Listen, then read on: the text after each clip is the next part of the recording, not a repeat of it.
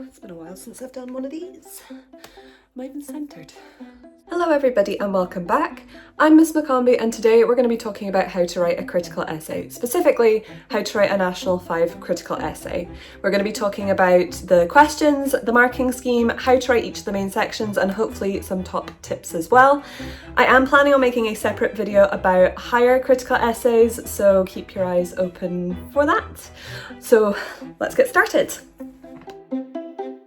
Okay, so let's start off with an overview. So your essay is part of your critical reading paper, which is paper 2, the second paper you will sit on the day of your exam. The first half is your Scottish set text, the second half will be your critical essay. Now you have to turn through quite a few pages in order to get to the essay, which is almost completely at the back. You only get 90 minutes for this paper, and that is to do both of the sections that are in the paper. That gives you approximately 45 minutes per section, but it's up to you how you choose to spend your time. So if you want to spend half an hour on your set text and an hour on your essay, that's up to you, but you have to make that choice. This is why it's good to do some time practice. The questions are divided up into 5 sections, and those are drama, prose, poetry, film and TV drama, and language. Now, full disclosure, language people, I don't teach language. I don't really understand it. I don't quite get it. I don't know how to teach it, and I don't know anyone else who does, so I'm afraid you're on your own here. So for everybody who's not writing a language essay, I thought it would be useful for us to start looking at the marking scheme. You can access the marking scheme at any time. It's on the SQA website. But really what they're looking for is what they're looking for in RUI and your Scottish set text. They want you to show that you understand the text that you've studied, you can analyse quotes and techniques in as much detail as you can, and that you can evaluate a text. Was the author successful? How? What did you learn by reading this? Did you enjoy reading this? Why? What is it that you learned? That your work is mostly spelled, punctuated and structured properly, and that you've made some sort of an argument which answers the question. Okay, full disclosure, it got dark so I had to change my setup, I'm sorry. Right, the other thing that you can get from the marking scheme is the band. So we mark this holistically. That means we don't give you ticks and marks for certain bits. We look at your essay as a whole and we work out where it should go based on that. Generally, the people who score in the 0 to 4 band barely wrote anything. But it happens, and this is why time management is so important. 5 to 9 is maybe a bit vague, you didn't really analyse your quotes, didn't really know your text, and it doesn't really answer the question. 10 to 13 is considered a pass, it has some detail and it's relevant. Ignore the fact that what I've written is detail. 14 to 16 is detailed and relevant. And that top 17 to 20 band is very detailed, consistent, relevant. So that means that you really know your quotes, you've been able to explain them all well, and you've answered the question all the way through. There is a difference between detailed and long. You want it to be detailed, which means specific. You've picked every quote apart, you understand everything and you've explained it properly, and not just waffled to try and make it look longer. Okay, that will not get you any further points. We're going to look at the questions. So as I mentioned in my overview, there are 5 sections for you to choose from. Within each section, there are 2 questions to choose from. So there's 2 for drama, 2 for poetry, 2 for prose, which for anyone who is not sure is novels, short stories and pieces of non-fiction. There is 2 for film and TV drama, and then there's 2 for language. You have to pick one. Just one. Do not try and answer all of them. There's always somebody who tries to do that. You do not want to be that person. And you definitely will not get the time to do any of those teeny tiny little essays justice. Furthermore, each question has 2 parts. The first part is so you can work out if your text fits the question, and the second part is what you actually have to do. As an example, here is one of the prose questions from the 2024 Nat 5 paper. So the first part of this question is, choose a novel or short story or a work of non-fiction in which there's a character for whom you feel sympathy. So that tells you what they're looking for. Is there a character in your text who you feel sorry for? And if there is not, then this question does not apply to you. The second part is, by referring to appropriate techniques, explain how the writer creates sympathy for this character. What they want you to do is to comment on some of the techniques that you have learned. So there could be poetic techniques, there might be dramatic techniques. Each section of questions comes with a little box of things that you could comment on, but anything that you've learned about in class is something that you can talk about in this essay. I also suggest that you underline some key words or phrases just to help keep you on track. Because remember, you have to answer the question, and that's something that people don't do enough. So you have to know what terms they are looking for. And if you underline them, that'll help keep you focused. Next up, planning. Now, I know a lot of your instincts will say, I just want to get on with the essay, I'm not planning. But you really should just take the time to do it. If you practice, you should be able to get this down to 5 minutes at most. And there's a couple of ways you can do it. You can either write a list or you can make a mind map. For lists, you can just write out the main thing you're going to talk about in each paragraph. So if I was talking about the yellow wallpaper, I'd write about the setting, the description of the paper, and the character of John, symbolism, etc. You should aim for about 5 things. And listing's good if you just want to get it down and get started. Your other option is to do a mind map. Now, I'm making it look like it takes a really long time here, but it can be really good for coming up with ideas and connecting them together. And then once you've decided what order you want to do them in, you can just number them. It also gives you a bit more flexibility. So you should really be aiming for about 5 paragraphs. And if you pick 5 things to talk about, that's great. If you end up not having enough time, at least you've prioritised which 4 you think are most important. If you find that you've got extra time, you could do an extra paragraph, you can have a look at some of the things you've written down and that might inspire you.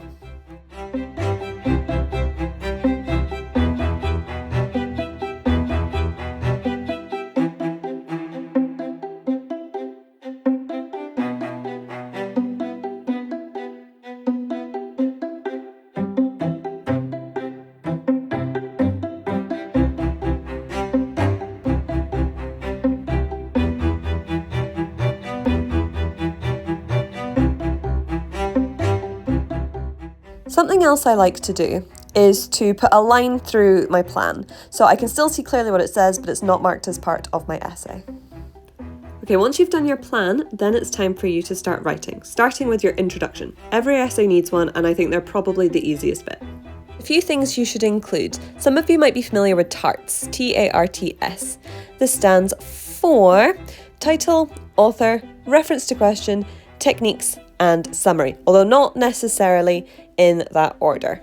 This is just really helpful as a reminder as to what you need to include. Here's a structure I like to use for writing an introduction. You can see where I've put the title, author, links to question, summary, and techniques. Okay, so it says the type of text. That means what are you doing? A poem, short story, film, etc. You've also got a place to put the title, written by or directed by, and then you put the name of the person who wrote or created it, is one which, and then you have your link to what the essay question is. Okay, and that's particularly the first line of the question. It is about, so then you have a 2 to 3 sentence summary. It's worth just coming up with 2 to 3 sentences which completely sum up what it is you've studied and just use that in all of your essay introductions. You should also list the techniques you're going to talk about in your essay, which is why it's so important to plan and know what techniques you're going to be talking about, and a further link to the question at the end. To show you how that all fits together, I've given you an example introduction. For the sake of this, I'm going to be talking about the short story, The Yellow Wallpaper. I'll leave it there so you can have a wee look at it. The good thing about this is that a lot of the information will stay the same, so you can practice writing introductions and not much will change.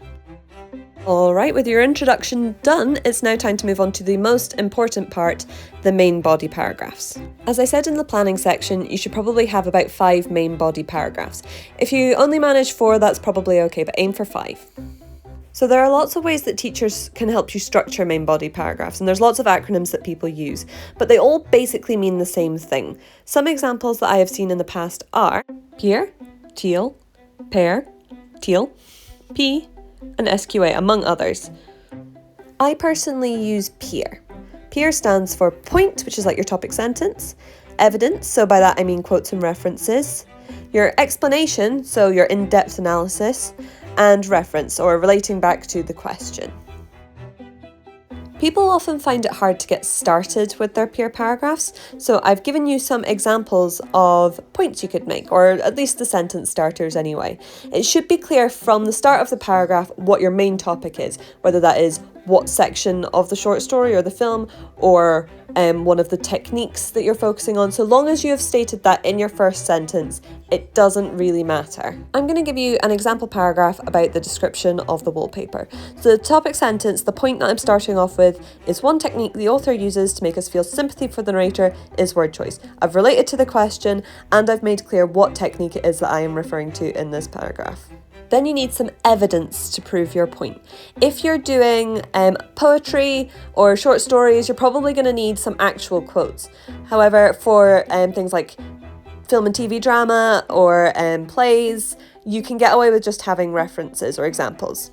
In this case, I've said, when describing the wallpaper, Gilman writes, and then in speech marks, if you're taking a direct quote, you need speech marks, one of those sprawling, flamboyant patterns committing every artistic sin.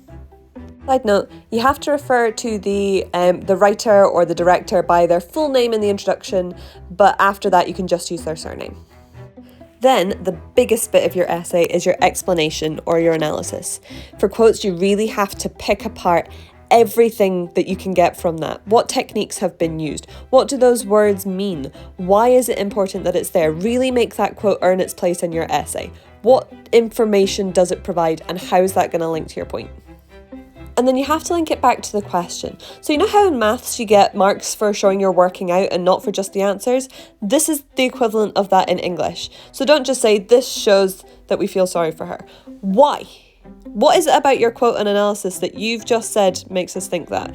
I'm really sorry that it got cut off at the bottom. It says that she's trapped with and forced to look at the ugly, attention-demanding wallpaper. To relate it back to the question, try using the words of the question. So for example, this makes us feel sympathy for, or the setting is important because, and use the word because then you're actually probably more likely to explain it.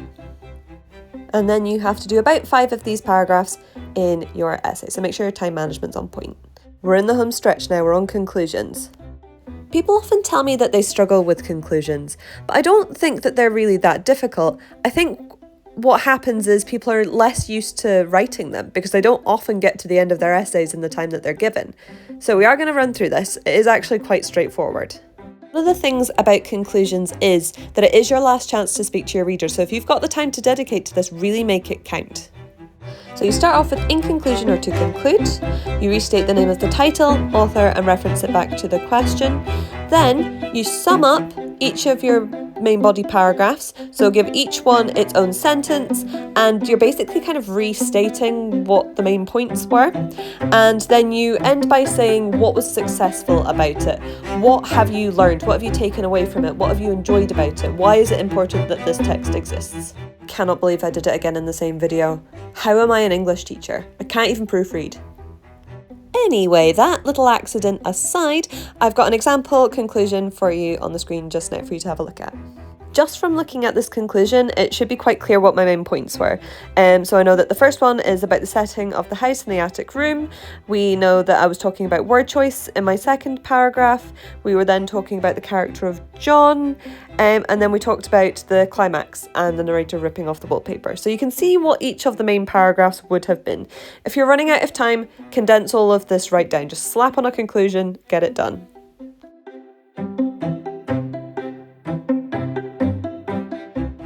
As usual, I thought I would try and end with some top tips. So my first top tip is reread your texts. If you're doing a novel, good luck. Start now. If you're doing a shorter text and you've got time to read it 3 or 4 times, go for it. You need to show you understand your text inside and out. My second tip is to look for some common themes. For revision, I suggest you look through all the past paper questions and see for your text what the main kind of topics that come up again and again and again are. So for short stories, for example, it's often about character or about setting or about one of the themes. Okay, so that's a really good way of revising. And knowing what some common themes are makes it easier for you to plan. It is so worth spending 5 minutes at the start of your essay planning what you're going to say, and that little tiny amount of panic where you feel like you're not really writing very much will reduce some of the panic for the next 40 minutes. So I really do suggest you plan. Oh, bless you, baby. Sorry, that was my cat sneezing. Anyway, sorry, I didn't mean to get off track. What I mean by this is try and cut down the amount of time it's going to take you to write them. So if you already have some of those key bits that I showed you earlier, like memorized, like your summary, for example, then the only bits you're really having to change are your techniques and your reference to the essay question. So I suggest you pick some past paper questions and you see how quickly you can write an introduction on it. Because if you can get that down to 2 minutes, that's so much more time that you're going to have in your actual essay writing time.